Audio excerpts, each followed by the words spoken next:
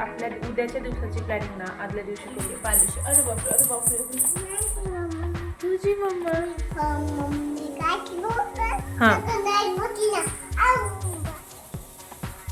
काय पण 2 तांदूळ घेतले.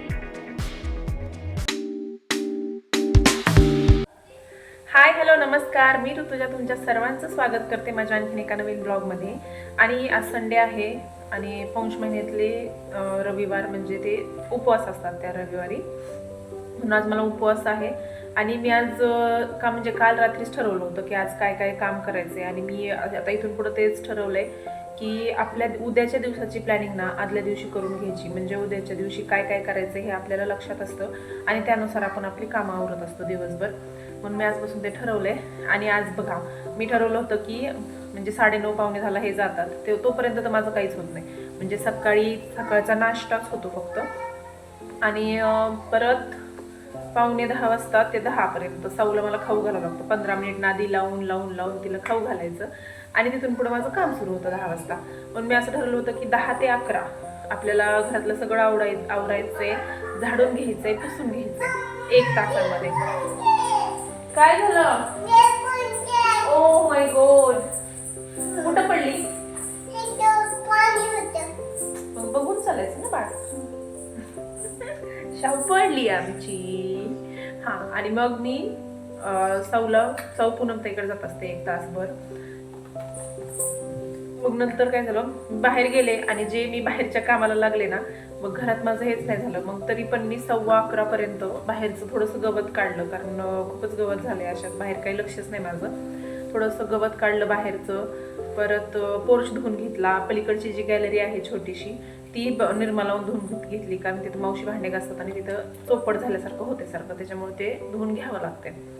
परत किचन मधले 2-3 हे झाले होते, डब्बे रिकामे झाले होते, ते पण मी घासून घेतले. बाथरूम घासून घेतले दोन्ही पण. तर हे करायला मला 10:30 वाजले. तोपर्यंत सानूने आज खूप मदत केली मला. तोपर्यंत तिनं दोन्ही रूम झाडून घेतल्या आणि पुसून पण घेतल्या त्या 2 रूम. नंतर मी तेवढं सगळं झालं 2 रूम पुसून घेतल्या आणि आता आंघोळ केली आहे. आणि म्हणलं आज उपवास आहे तरी पण मी सकाळपासून काहीही खाल्लेलं नाहीये, कारण पित्त होतं उपवासाला. भगर खाल्ली तरी पण मला पित्त होतं, त्याच्यामुळे आता अर्धा 1 तासात मी जेवणच करेल. स्वयंपाक करायचा आणखीन, देवपूजा वगैरे झालेली आहे. आणि आमची साऊ पारुशी आहे बघा, आमचं शावड पारुश आहे बाबा. कुणी सांगितलं एवढा वेळ खेळायला? मला नाही आंघोळ करायची, मला नाही. आमची शाव पालुशी आहे. अरे बापरे, अरे बापरे, कशाचा आनंद आहे हा एवढा? तुझी मम्मा तुझीच आहे, दोघींची, दीदीची आणि साऊची आहे ना? बाबाची पण आहे का? बरं, तिघांची पण. आणि हा, साऊ कुणाची? बाबाचीच आहे का साऊ? साऊ नाही का तिघांची? हा, गुड गर्ल. हा, बाबाची, दीदीची, मम्माची, बाबाची. हा, मध्ये मध्ये ह्यांनी विचारलं ना की साऊ कुणाची, ती म्हणायची मम्माची. मी मम्माकडे जाते, मी मम्मापाशी झोपते. मग त्यांनी शिकवलं तिला साऊ कुणाची, तिघांची आहे. बघा हे निवड आगाऊपणा करून दाखव. हा, हे सगळं असं करायचं आणि सगळे ड्रेस लूज करून ठेवले तिनं असं करून. आणि करू नको म्हणल्यास तर ती 5-5 मिनिटांना माझ्या समोर येते ना असं करते. साऊला नवीन ड्रेसच घ्यायचे नाही आता. मग तू असं करतेस किती खराब, बघा किती लूज झाला ड्रेस. मग सगळ्यांना वाटते की शाऊ खराब झाली. डेरी झाकून घ्या, दाखवायची नसते. मखाना खाल्ला? ओके, झाकून घ्या म्हणल्यास मुद्दामून दाखवायचं, बघितलं? बिलकुल ऐकायचं नाही मम्माचं, आगाव. इथले 3-4 डब्बे रिकामे झाले होते, त्याच्यामुळे ते पण धुवून घेतले आणि सगळे डब्बे पुसून घेतले. आता हे राशनचे तांदूळ 4 दिवस झालं माझ्याकडे बघतायत की मला चाळ म्हणून, पण मला नाही माहीत आता ह्याला कधी चाळणं होणार आहे ते, कारण खूप आणले, त्यात थोडेसे किडे पण आहेत, इडलीसाठी लागतात ते. आणि माझी फक्त देवपूजा राहिली आहे. आणि मोरपीस बघा किती छान दिसतोय ना. चला तर आधी देवपूजा करून घेतली. आणि सकाळपासून मी काहीही खाल्लेलं नव्हतं, म्हणून म्हणलं आता मखाना भाजू आणि मखाना खाऊन चहा घेते.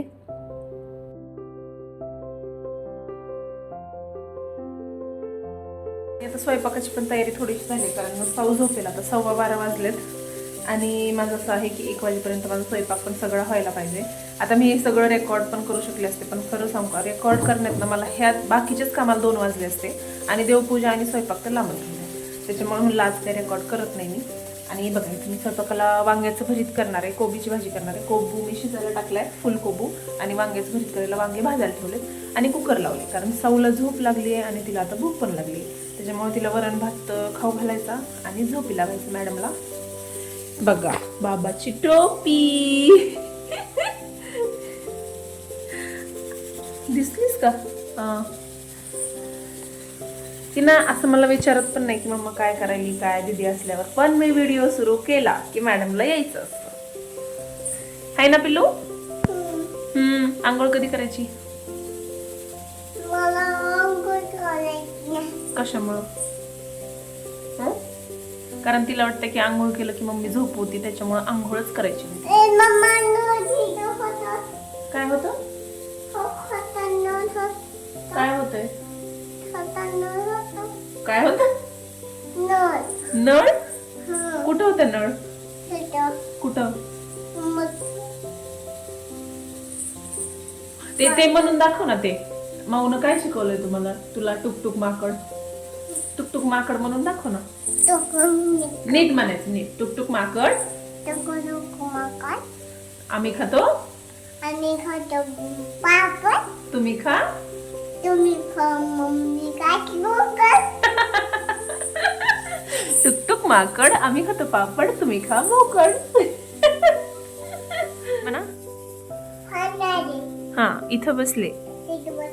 हा ओळखायला तरी आलंय का? पाहुणे आले, इथं बसले, साखर नाही.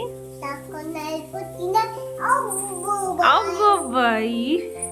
मी काहीही करत असले ना तरी पण साऊची लुडबुड ही मध्ये मध्ये चालूच असते, आणि आता तिच्या लुडबुडीशिवाय करमत पण नाही. दोघीही पैकी कोणी एक जण जरी घरात नसलं ना तरी घर असं शांत असल्यासारखं असतं. आणि सानू जेव्हा घरी असते तेव्हा साऊ पण चांगली खेळत असते, आणि सानू शाळेत गेली की साऊ एकदमच शांत होते दिवसभर. म्हणजे तिला मीच लागत असते, आणि अशात ती असं करायला की ती मला काही करूच देईना. जेव्हा सानू शाळेत जाती मला तिच्यापाशीच बसावं लागते. मग मी जवळ बसले की ती सगळं करेल, खेळेल, काही तिचं नादी लागेल. पण तिला TV लावून दिली तरी पण मलाच तिच्याजवळ बसावं लागते, असं होते. चला तर मग मस्त चहा झालाय. आता ह्या दोघी अभ्यास करत होत्या, साऊ काही अभ्यास करत नव्हती, पण त्या दोघींपाशी जाऊन बसते. चहाचा व्हिडिओ तू नको काढू. हा काय करतीस तू? नाही मी नाही देणार बाबा तुझ्या हातात, तू कसा पण काढते. तू काय करतीस सांगा? काय नाही, वाढणीत जाईल पाय. अभ्यास करत होती. दाखव आम्हाला पण काय अभ्यास करत होतीस तू. दीदी डिस्टर्ब करत होतीस फक्त तू. तिला तर सापडतंय आता तिचा अभ्यास. दाखवा. नाही तो तिचं गोल गोल गोल केलंय. स्पायडर आहे का?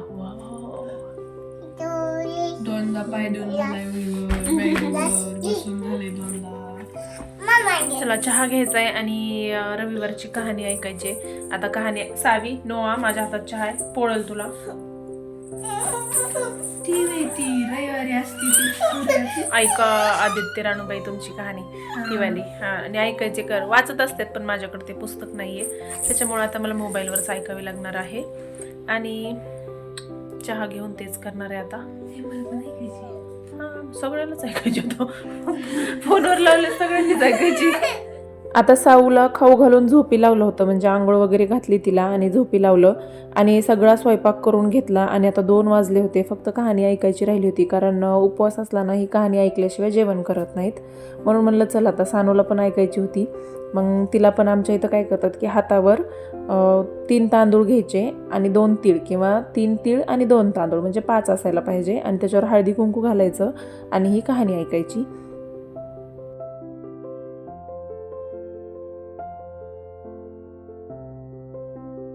आणि नंतर कहाणी ऐकून झाली ना की जे काही तुम्ही हातावर तीळ हळदी कुंकू घेतले होते ते देवावर व्हायचे आणि आरती करायची देवाची, आणि त्याच्यानंतरच तुम्ही जेवण करू शकता. मग आम्ही दोघींनाही देवाला वाहिले आणि आरती केली देवाची, आणि नंतर मी जेवायला घेतलं होतं. आता कितीही म्हणलं ना की 1 वाजता जेवण करते, सकाळी काही खाल्लेलं नव्हतं, खूप फिरल्यासारखं होत होतं आणि असं डोकं जाम झालं होतं माझं. पण मला जेवायला 3 वाजले होते बरोबर, कारण तोपर्यंत काम गेलं माझं. सकाळी 6 नव्हती ना, त्याच्यामुळे फास्ट झाले सगळे कामं. आणि 6 वाजता आणि जेवणात मी साधं जेवण करत असते. उपवास असेल तरी पण असं काही वेगळं करायचं नाही. जे काही दुपारी जेवण करतो आणि शक्यतो दुपारी आणि रात्री भाकरीच खात असते.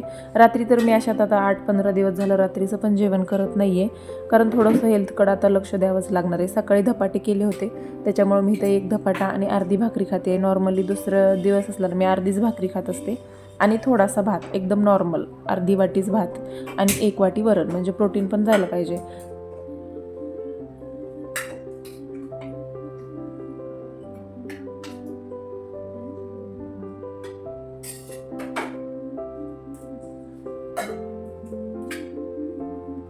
चला तर मग आता मी जेवण करते. आपण भेटू अशाच पुढच्या छानशा व्लॉगमध्ये. नवीन असाल तर मला सबस्क्राईब करायला विसरू नका. बाय.